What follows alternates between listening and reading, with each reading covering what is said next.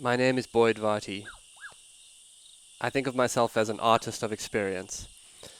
My passion is to create transformational experiences for myself and others as a way to explore what it means to truly live. My central exploration is to live on what I would call the track of your life. To me, this is to live courageously towards the discovery of what you are called to and to what life asks of you. So much of how I live has been informed by my passion as an animal tracker. I'm following the trail of my own life and reporting back. This show is a daily broadcast from a treehouse on the Londolozi Game Reserve in the wild eastern part of South Africa. Londolozi is a 14,000 hectare wilderness reserve adjacent to the Kruger National Park. The land is home to lion, leopard, rhino, elephant and buffalo, as well as a variety of other animals. I'm your host, Boyd Varty. My goal is to spend 40 days and 40 nights alone in the wilderness to explore the archetype of the mystic in nature and hone my skills as a tracker. These are my daily stories. Day 39. Reflection. Journal entry. A ceremony is a place to remember to remember. In the ceremony, you create new awareness to carry back into your life. The end of the ceremony is the beginning of integrating all of the insights that came to you during your ceremony. As I walk through my last 39 days, I have a lot to reflect on. I remember the resistance that rose before leaving home. I must remember that sometimes we resist the medicine we most need. I remember that anxiety of those first few days, when 6 weeks seemed like eternity. I must remember to sit with anxiety with compassion for a few days, particularly in something new and unknown, one day at a time. I remember the feeling of a shell being taken off after a week as I got my attention back, the feeling of attuning to nature rather than technology. How do I work with this in a real way during my return? I expect extreme measures are the only thing that will work. I know that simple living with simple routines are my path, daily life as a practice with grounded rhythms. Optimization for me comes out of consistency. I must remember to sometimes just start. And I can go on, and I will. All through the day I intend to reflect on all of these moments.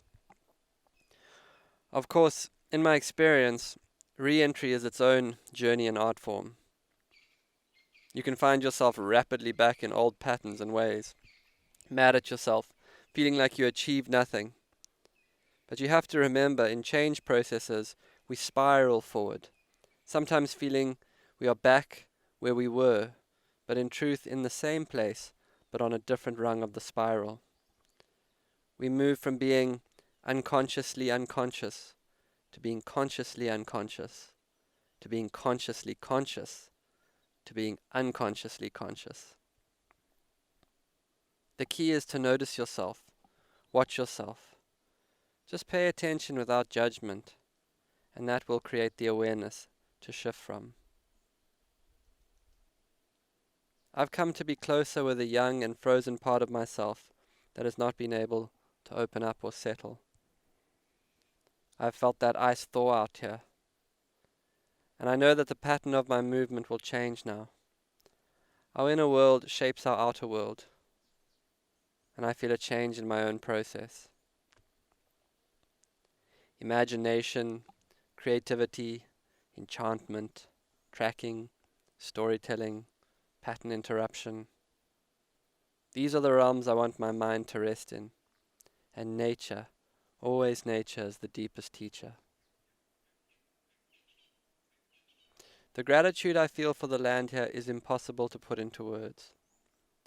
Londolozi has produced experience after experience with its wild creatures. Beauty to the point where I felt I would be overwhelmed. Elephants, rhino, leopards, moonrises, starry skies, sunsets, storms. I will certainly miss the elephant's mid-morning arrival at the river for a splash and a drink. I will miss the way the stars move all through the night across the sky. My father's mentor, Ken Tinley, said that you should sleep a night under the stars once a month for the wellness of your spirit. That makes total sense. And the tree. Oh, well, that's a love story all of its own. This tree has been my home. I've been a part of its ecosystem of squirrels, birds, insects, shade, lichens, photosynthesis, alchemy. This tree has taught me so much. It has been the host of one of the most transformational 6 weeks of my life. A friend through every one of my moods. A place to roost. In native cultures, everything is alive. No living thing is inanimate. It is a being. I understand that now. This tree has been a true friend and will continue to be. In gratitude, I also turn to all of you who came along for the ride. I had never done a podcast before, and you've all let me learn on the fly and sent so many notes of support. It was very special to do this both alone and with you, the perfect combination in some magical way. All of us are now connected. We're a little community. We know why we're here, to heal, to bring restoration to nature, to awaken, to bring back the new old ways, to make firelight sacred again, to reimagine living back to its simple roots, to have fun, to reach out, to not let it all be too serious, and to remember what living actually is. People always used to say to me on the last day of a retreat, well, I guess it's back to the real world. And what if that's not true? What if what we made here is the real world? What if this natural scape is the most real world? I don't mean to be earnest. And actually it's not that. It's just a deep sense of the sacred. It makes me reflective. In Christian art, Jesus is often depicted with his eyes open, and in Buddhist art, the Buddha is usually shown with his eyes closed. Some say this has to do with the outward and inward nature of each way. In truth, we need, as Richard Rohr says, contemplation in action. No enlightenment or new awareness or healing or insight has any power until it is lived. Right action comes out of contemplation, and action should rest in contemplation. And so, I am also full of a very simple desire to do the best work I can do in the world towards a transformation of consciousness. It's a good place to be, hungry to bring yourself forth to life. Today, I'm going to run as far as I can, slowly relishing the feeling of the land under me. I'm going to swim in the river and sit by the fire.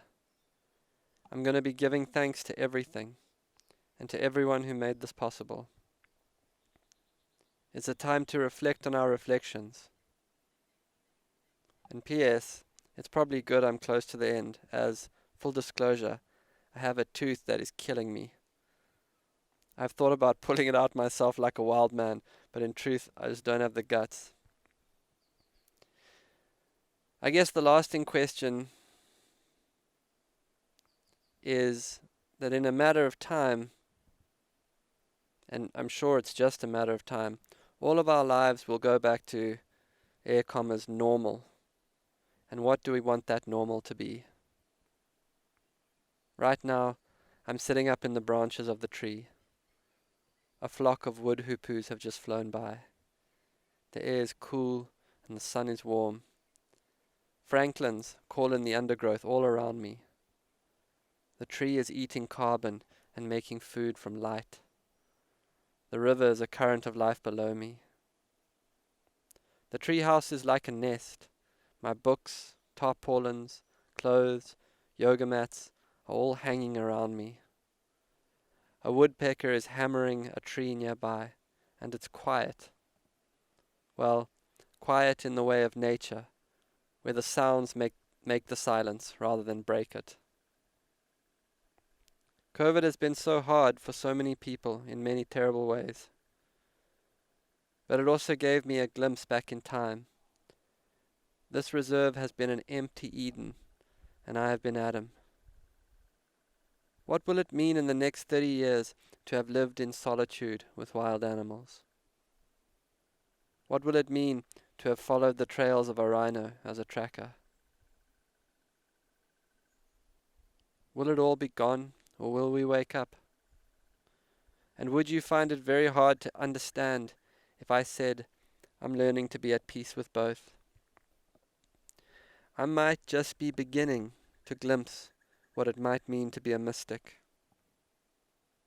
Wherever we land, it, God, the Buddha nature, the Logos, the audible life stream, the Tao, wherever we land, it will be there. 4-0, out. This has been another episode of the Track Your Life podcast with Boyd Varty. Follow us on Instagram at Boyd_Varty, Twitter at Boyd Varty. Visit Boyd's website at boydvarty.com or subscribe to this podcast in your favorite podcast player. Please rate and review this podcast so that more people can find and enjoy it.